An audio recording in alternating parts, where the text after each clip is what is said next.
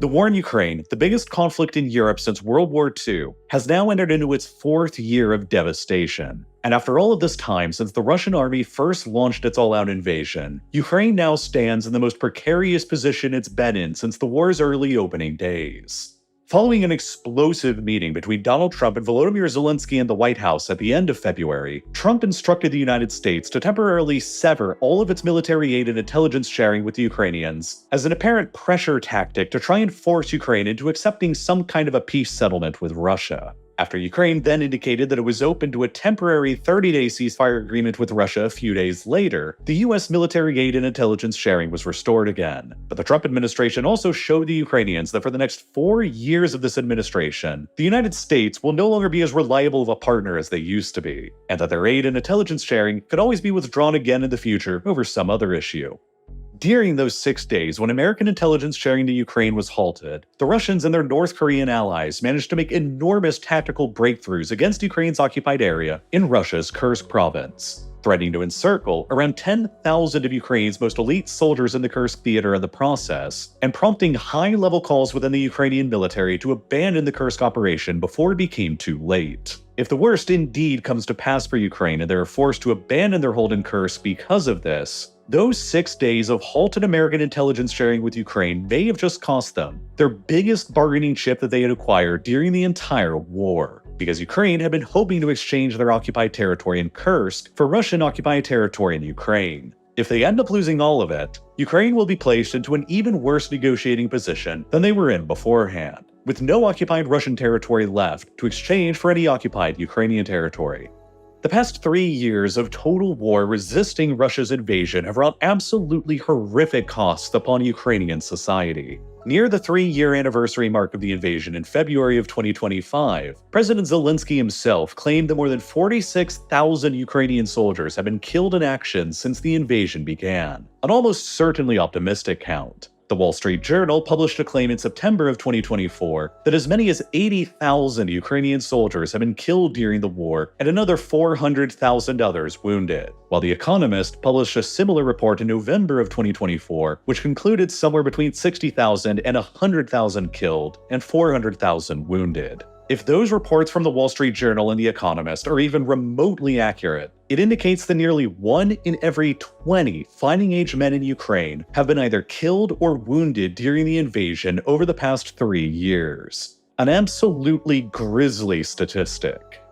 Russia's human losses during the war are believed to be numerically worse, but Russia also has a much higher population and is better able to absorb the damage. Mediazona, an independent Russian outlet, has collaborated with BBC Russia in a massive project to try and confirm through open-source data the names of fallen Russian soldiers during the war. By the end of February of 2025, their project had confirmed the names of more than 90,000 Russian soldiers who had been killed during the war since 2022. But they believe that the total number of Russian soldiers killed, when including so far unconfirmed deaths, is more likely around 170,000, with another 550,000 more or so wounded. That adds up to an astonishing total of around 720,000 Russian military casualties suffered during the past 3 years of war against Ukraine. About the same number of casualties as the United Kingdom suffered throughout the entire 6 years of their experience in World War II. About 750,000. But proportionally speaking, Russia still remains in better shape than Ukraine does because of their much larger manpower pool. The casualty numbers for Russia suggest that roughly 1 in 30 fighting-age men in the country have been killed or wounded during the war, compared with the 1 in 20 fighting-age Ukrainian men.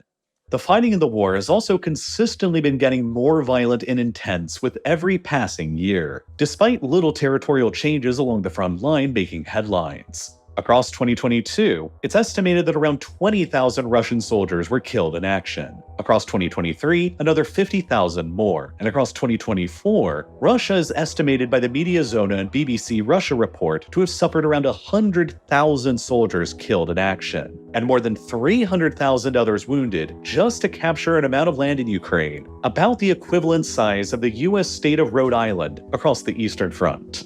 But in addition to Russia's losses being proportionally fewer than Ukraine's losses, Russia has also made up for a lot of its own losses by gaining control over new populations, territory, and resources in Ukraine as well, while even further exacerbating Ukraine's military casualties. Ukraine has lost about 11% of its territory since the Russian invasion began in 2022, in addition to the previous 7% of their territory that was occupied by Russia and Russian-backed separatists before that since 2014. Across this 18% of Ukraine currently under Russian military occupation live around 5 million people who are nominally Ukrainian citizens, but whom Russia is currently trying to incorporate as their own citizens. Putin has demanded that all of these 5 million people within the occupied territories must renounce their Ukrainian citizenship and accept Russian citizenship instead or face deportation. If most of them accept, then Russia has already gained around 5 million citizens for the losses of 170,000 soldiers and another 650,000 or so Russians who have emigrated abroad since the start of the invasion, coming out well ahead with a net positive of millions of people gained. Ukraine, meanwhile, has not only lost around 80,000 of their soldiers probably killed in action, and 1 in 20 of all of their fighting-age men killed or wounded, but they've also lost around 5 million more people to Russian occupation behind the front lines. And they've lost another 6 million other people who fled the country as refugees since the invasion began and have yet to return. Because of these astonishing losses, the Wall Street Journal has recently reported that the total population that's still remaining under Ukrainian control today could be as few as only 26 or 27 million people, a massive decline from their pre-invasion population of around 41 million, and only about half of Ukraine's population at the time of their independence in 1991, of just over 50 million.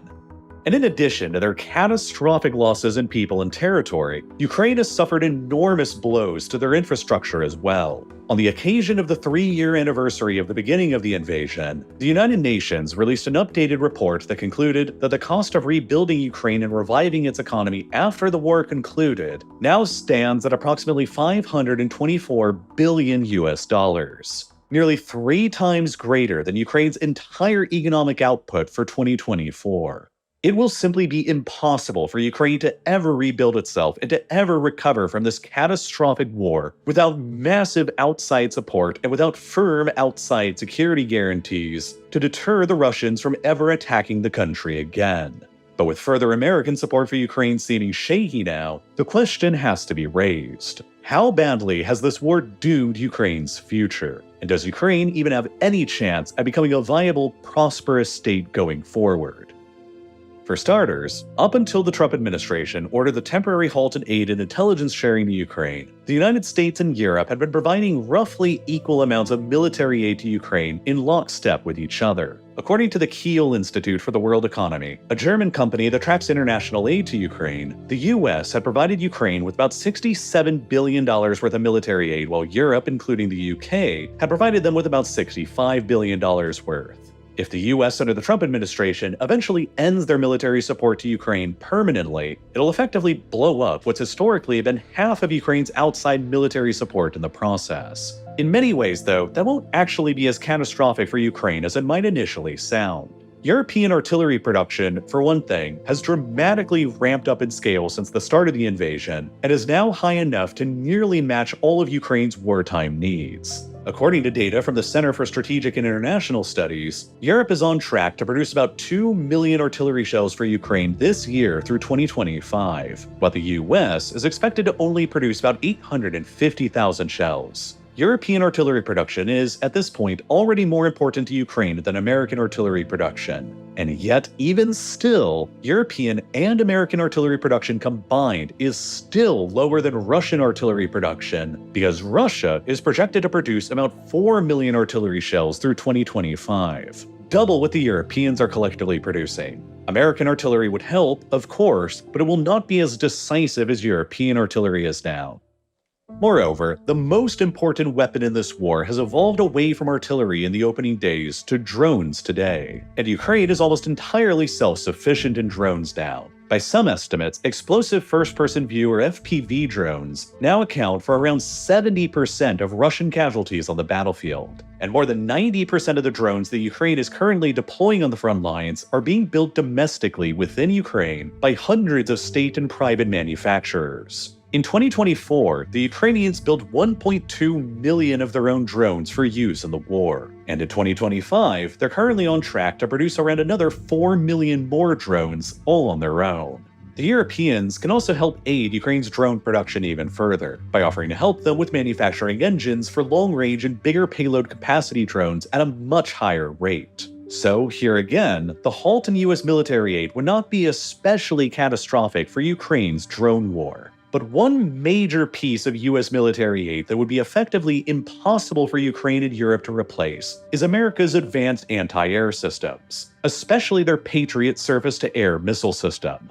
The Patriot system is uniquely suited to shooting down Russian long-range missiles. They're extremely advanced, complicated, and expensive to produce. Each one costs around $1 billion to build and can take up to 2 years to manufacture. And only the US produces the interceptor missiles that the system fires. 7 Patriot systems have been gifted to Ukraine since the invasion began, at least 2 of which are believed to have been destroyed. The remaining 5 are completely indispensable for safeguarding Ukraine's largest cities like Kyiv and Kharkiv that are home to millions of people from Russia's largest and most advanced missiles. Ukraine uses a complex mishmash of various different anti-air systems to intercept missiles, rockets, and drones. But it's only the Patriot system that is so routinely capable of shooting down the most advanced of Russia's missiles. Europe has their own anti-air systems that they could supply to Ukraine, of course, but none of them are considered to be as capable or as advanced as the Patriot system is. If the US permanently halted the flow of military aid to Ukraine, this would probably be the biggest consequence. Without resupplies of the Patriot's interceptor missiles, Ukraine's surviving Patriot systems will eventually run out of them, and that'll expose Ukraine's major cities and infrastructure to Russian missile attacks in a way that they haven't really been before in this war, which could end up leading to further Ukrainians deciding on leaving the country and exacerbating Ukraine's demographic and economic problems even further. In the event that the US eventually does permanently abandon Ukraine's war effort or severely reduces support, European leaders have promised that they will be up to the challenge of continuing on supporting Ukraine for as long as it takes. Only hours after Trump ordered the temporary halt on US military aid to Ukraine, the European Commission President Ursula von der Leyen proposed a massive plan to mobilize 800 billion euros to radically improve Europe's defensive capabilities and to continue providing huge military support to Ukraine. But as it stands now, the proposal is still exactly that, a proposal. And since previous European rearmament plans have fallen well short of their expectations, it's plausible that this plan will too, as the European nations remain pulled between domestic spending priorities and increased military spending. Despite the strong words and the grand plans that are coming out of Europe, Europe remains deeply conflicted on Ukraine beneath the surface. The EU, for example, after more than 3 years of total war in Ukraine, is still somehow buying more energy resources from the Russians than the value of the aid that they're giving to Ukraine. Throughout the 3rd year of the war between February of 2024 and February of 2025, the EU still purchased 21.9 billion euros worth of Russian oil and gas, filling up the Kremlin's war chest, while they only provided Ukraine with 18.7 billion euros worth of financial aid in the same time frame, effectively providing Russia with 1/6 more cash as they provided to Ukraine. A study conducted by YouGov as recently as December of 2024 showed that while most Europeans feel that Ukraine isn't getting enough Western support to stop a Russian victory from happening, only a minority of Europeans in every country measured believed that it was their country's responsibility to be the ones to actually increase the support to Ukraine further. Many European nations with large and competent militaries, like Poland and Germany, have publics that appear to be very opposed to sending any troops to Ukraine as peacekeepers. A recent poll conducted in Poland, a frontline state highly concerned with their own security against Russia, found that an overwhelming 86.5% of the Polish public are opposed to sending any of their troops into Ukraine, while the German government has likewise said that Berlin is opposed to sending any of their peacekeepers to Ukraine either, without direct American involvement, which seems highly unlikely under the Trump administration. That eliminates 2 out of Europe's top 5 military spenders from any peacekeeping duties in Ukraine, leaving really only the UK and France who have publicly stated that they would be willing to contribute to a Ukraine peacekeeping force after the war is concluded. But even with their declared willingness to do so, though, they may all yet be empty promises because Russia has categorically rejected the idea of any NATO member state deploying peacekeepers to Ukraine at all. The Russian position has been clear that any NATO states deploying peacekeepers to Ukraine after a ceasefire or peace settlement would be interpreted by the Kremlin as an act of war, and they're probably not going to back down from that position. So would the UK and France still be willing to send their troops to Ukraine as peacekeepers if the Russians seriously threatened to immediately attack them the moment that they arrived? Would Russia ever even agree to a ceasefire in the first place if Europe insisted on French and British peacekeepers being there afterwards? Regardless, Ukraine's #1 biggest problem and their greatest obstacle to surviving as a nation after this war are their own atrocious demographics. Even before the start of the current war, Ukraine's demographic profile was already arguably the most troubled in the entire world. After the collapse of the Soviet Union in 1991 and Ukraine's independence, the chaos of the transition led to a complete collapse in Ukraine's fertility rate, the number of children born per woman in the country. By 2001, the Ukrainian fertility rate had plunged to become what was at the time the lowest in the entire world, at only around 1.1 children being born per woman. Well below the natural population replacement level of 2.1 children per woman. While Ukraine's fertility rate has modestly recovered since then, it has never increased to even more than 1.5 children per woman since then. And the last time in history that Ukraine's fertility rate was ever at or above the replacement rate was all the way back in 1964. More than 60 years ago now.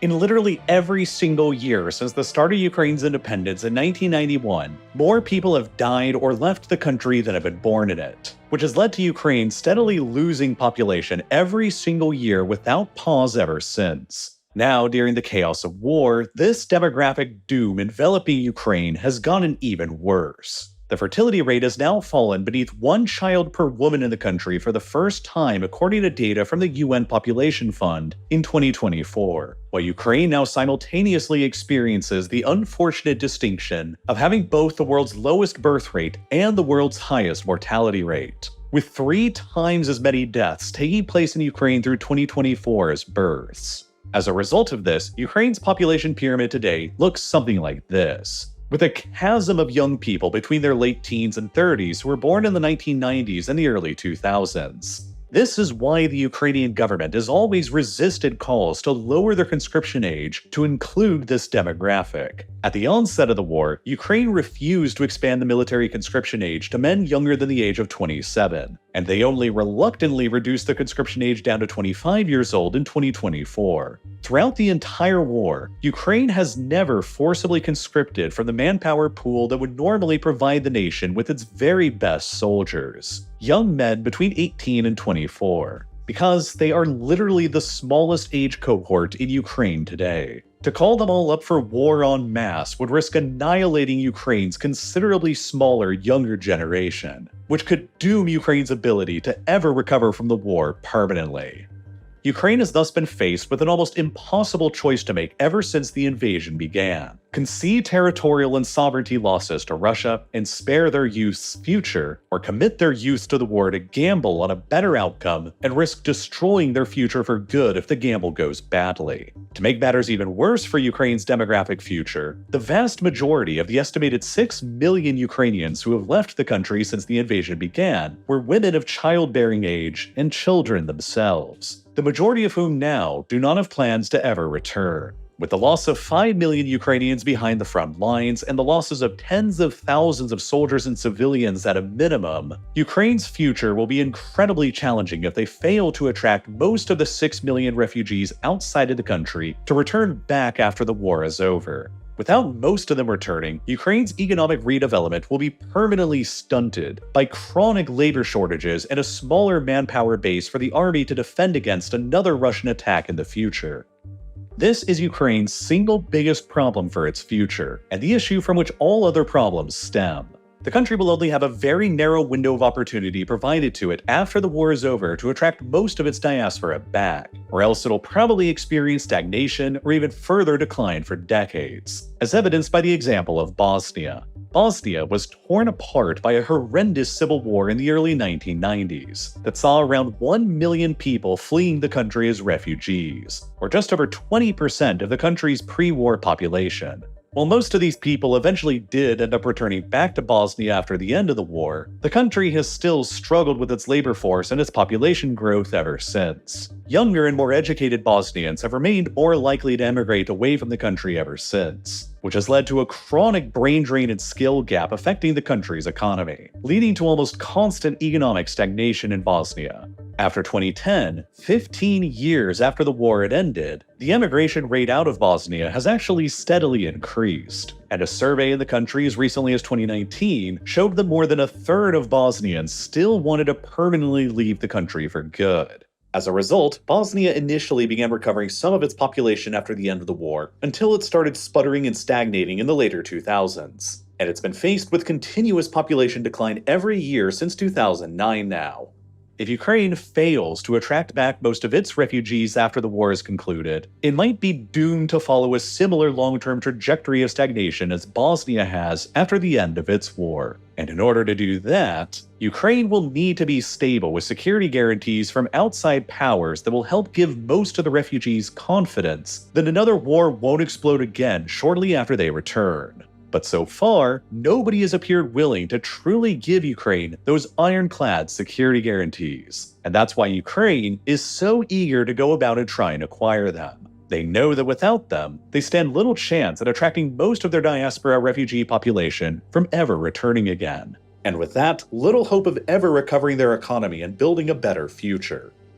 Much has also been made about Ukraine's supposed resource wealth contributing to the country's reconstruction after the war as well. But there's a lot of problems here beneath the surface that most people aren't really talking about right now. Ukraine claims to supposedly have nearly $15 trillion worth of valuable mineral resources within their internationally recognized borders, including what they claim to be the largest deposits of lithium, titanium, and uranium that can be found in Europe. Ukraine claims that their country is home to about 5% of the world's total mineral resources, including major deposits of 23 out of the 50 materials that the US government deems to be critical. The government claims that the country is home to about 6% of all the world's graphite reserves, and that they have enough titanium reserves to provide all of the US and EU's demand for a quarter century. These claims have attracted the notable attention of the Trump administration, which has sought to secure some kind of a minerals deal with Ukraine in exchange for further US military and intelligence support, and maybe even reconstruction support. But notably, absolutely no security guarantees. There's a lot of people who think that Ukraine's mineral wealth will feature prominently in the country's reconstruction after the end of the war. But there's so many problems with this plan that are generally being overlooked right now.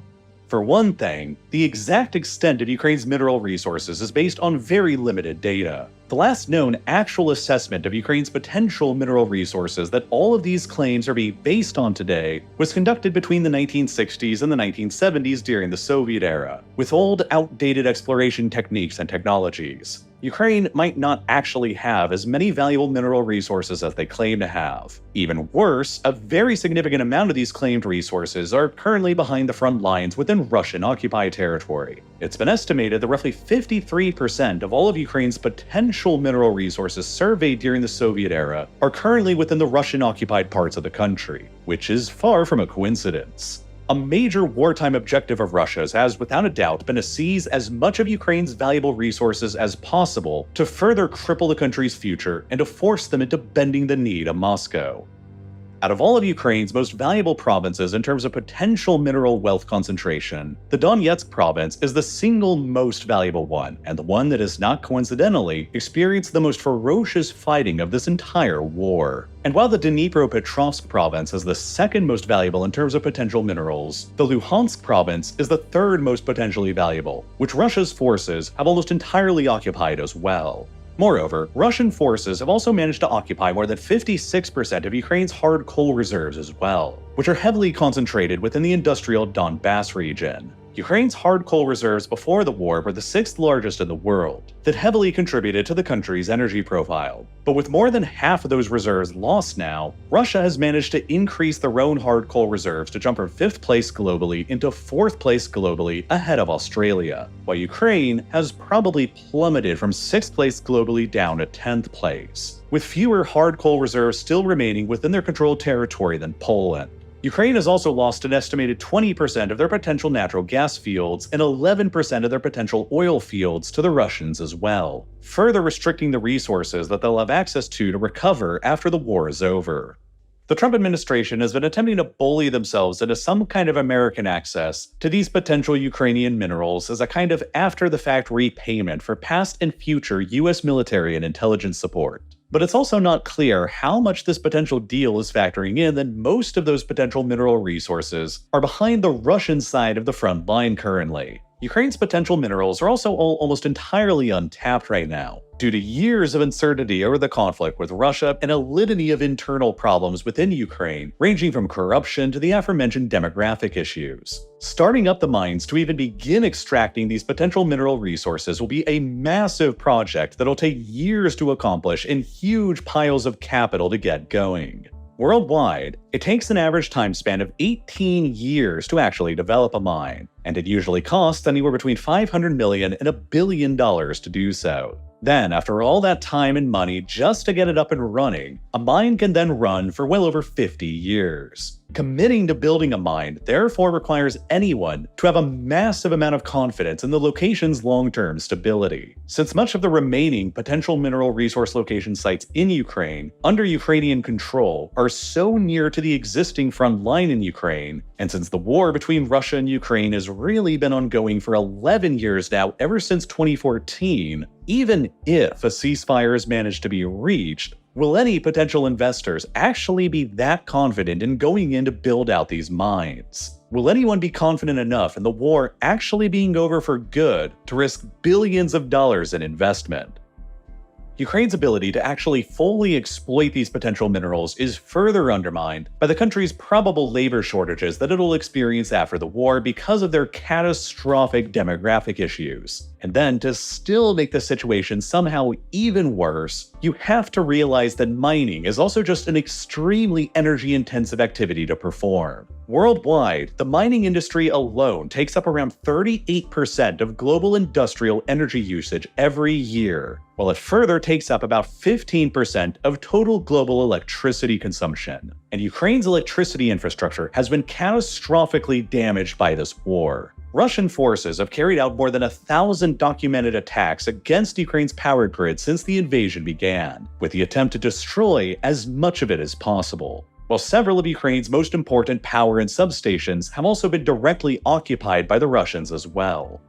The result is that Ukraine, as it currently stands now, has been left with only about 1/3 of its total pre-invasion power capacity still remaining. And the vast majority of that remaining power capacity is all being provided by just 3 remaining nuclear energy complexes in the center and the far west of the country, which the Russians have been reluctant to target with attacks out of fear of triggering catastrophic nuclear meltdown scenarios. As it stands now, Ukraine doesn't have the energy capacity available to it to consider large-scale mining operations. The entire country's energy infrastructure will have to be painstakingly rebuilt and upgraded at tremendous cost before mining operations can even be considered. And then after you throw in all of the other complications from the mineral surveys being decades old and potentially unreliable, to most of the potential minerals being in the Russian occupation zone anyway, to the probable Ukrainian labor shortages, to the fact that outside investors will be wary to actually put down the huge amounts of capital and time required to build out the mines, and you're left with the probable reality that any Ukrainian minerals agreement with the United States will be based on unrealistic expectations. Hundreds of billions of dollars will need to be provided to Ukraine just to rebuild the country back up to its state before the invasion. And without any firm outside security guarantees to Ukraine, there will always be the significant risk that after a ceasefire, Russia will just decide to invade Ukraine again when they sense that the time is right. A fear that will permanently hang over Ukraine's head like a specter that'll drive away any hope of significant foreign investment, any hope of large numbers of their refugees ever returning, and any hope of Ukraine ever being able to recover. But so far, it doesn't seem like anybody is going to be willing to give those vital firm security guarantees to Ukraine. Because deep down, everybody knows that Russia has never and will never abandon their long-term maximalist objectives towards Ukraine. Throughout this entire process of back-and-forth discussions on Ukraine's future between the Ukrainians, the Americans, and the Europeans, Russia's stated ultimate objectives towards Ukraine have never shifted a single time. So far, their demands for ending the war have basically remained the same since before the war even began in 2021. Russian officials still insist that because the provinces of Kherson, Zaporizhia, Donetsk, and Luhansk have been declared to be annexed into the Russian Federation, the Russian constitution is clear that Russia can never compromise on what they view to now be their territorial integrity. Since all of these provinces are now viewed as being core integral parts of Russia, Russia insists that they cannot legally agree on freezing the front lines as they currently stand, since doing that would leave significant amounts of these provinces beyond their control. Instead, Russia continues to demand that to even consider peace, Ukraine must fully withdraw from all of the territories of these provinces that they still control, even though Russian forces have never managed to take them through force. To do so, Ukraine would surrender their entire heavily fortified front line and approximately 21,700 square kilometers of their territory that they still control, about equivalent to surrendering territory the size of Slovenia. More than 1.3 million Ukrainians still live on this territory that would be surrendered to the Russians as well. 1.3 million human lives that would be turned over to a hostile force that is actively attempting to conquer and incorporate them. And 1.3 million more people that Ukraine would lose from its already struggling demography. To say nothing of the potential resources that would be lost across this land, especially in the Donetsk province as well. Russia still demands that Ukraine and Georgia as well be permanently barred from ever being allowed to join NATO. They still demand that Ukraine be banned from receiving foreign aid, and they demand that no NATO states be allowed to send any peacekeepers to Ukraine. They still demand that Ukraine commit to a massive reduction in the size of its armed forces by around 95% of what it currently is, complete with extremely strict limitations on the numbers of tanks, aircraft, and artillery pieces allowed in their army as well. Russia still demands that an amendment be made to the Ukrainian constitution that includes a so-called neutrality clause, binding whatever remains of Ukraine to permanent international neutrality, forbidding it from joining international military alliances like NATO. Russia still demands that Ukraine bans itself from ever being able to carry out joint military training exercises with any other countries without the explicit prior approval of Russia. And Russia continues to demand that Ukraine enshrine Russia, their invader, as their security guarantor state in the future. Russia is not and has never been interested in a compromise with Ukraine. Putin's Russia seeks nothing less than the complete and utter subjugation of Ukraine, no matter how long it might take. Russia has broken every single treaty and agreement with Ukraine that they have ever signed since the dissolution of the Soviet Union. Even if they do agree to a temporary ceasefire or peace roughly along the current front lines, Russia will eventually, sooner or later, try and come back for the rest of Ukraine later. Everybody knows that. And nobody wants to put their own people at a serious risk of war with Russia because of it. And so the security guarantees that Ukraine requires after the war to deter Russia and to become stable and secure are not very likely to happen. Ukraine will continue trying to acquire them, of course, because they also know that deep down without them, in the long run, they're going to be doomed. At the time I produced this video, Ukraine and Russia have been meeting separately with the United States and discussing the terms of a potential ceasefire after more than 3 years of continuous war. Russia, too, has been badly weakened by this war, especially in terms of the amount of equipment and materiel they've lost. And they likely won't be able to continue at their current pace of fighting for much longer than another year. Both sides are obviously interested in ending this war on as much of their own terms as they can manage. But the Ukrainians have recently lost the majority of what for months had been their single biggest bargaining chip, their pocket of occupied territory in Russia's Kursk province that they had hoped to offer in exchange for the return of some of their own occupied lands in eastern Ukraine.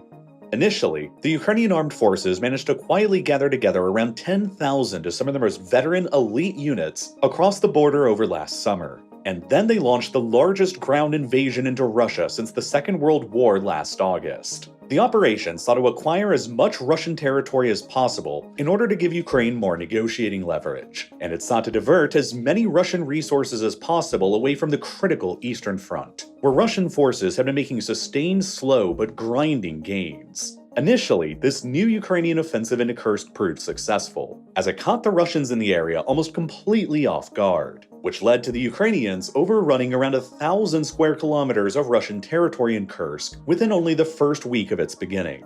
The next part of this video will cover exactly how this whole operation unfolded and why it initially went so well for the Ukrainians before eventually turning into a disaster. And this next part covering Ukraine's Kursk offensive is also a part of my overall Modern Conflict series, a monthly video series that I produce that covers modern-day wars, conflicts, and military operations in depth. With nearly 50 other episodes that I've produced in this series, I've been uploading new episodes in Modern Conflicts every single month, and I've been doing that consistently for more than 4 years now, covering nearly every modern conflict in multiple battles. From the ongoing Russia-Ukraine war to Russia's previous wars in Georgia and Chechnya to America's war against ISIS. And you can go and watch all of these Modern Conflicts episodes right now on this video's sponsor, Nebula, where they can only be found because of the highly sensitive subject material that they discuss. And what's even more, when you sign up for Nebula, you'll also get access to all of the other amazing exclusive content that's available there from hundreds of other independent creators and podcasters, many of whom you probably already know as well, like Neo's Underexposure series, that includes a deep dive documentary into the investigation of Malaysia Airlines Flight 17 that was shot down by pro-Russian separatists over Ukraine in 2014, along with other exclusive series from creators like Wendover Productions, Real Engineering, Mustard, and many others. And best of all, if you sign up by clicking the button that's here on your screen right now, or by scanning the QR code on your screen, or by following the link that's down below in the description, you'll receive an insane 40% discount off of an annual subscription, which means it'll only cost you $3 a month or $36 a year for all of this awesome exclusive content from myself and hundreds of other independent creators, with even more stuff getting added every single month. And if you already have a Nebula subscription and you want to gift one to a friend or a loved one, you can now do that as well with a gifted subscription with the exact same discount by following the link down in the description as well. I don't run a Patreon and I never will, so signing up for Nebula using my link is the absolute best way that you can help directly support what I'm doing here on Real Life Lore. And as always, thank you so much for watching.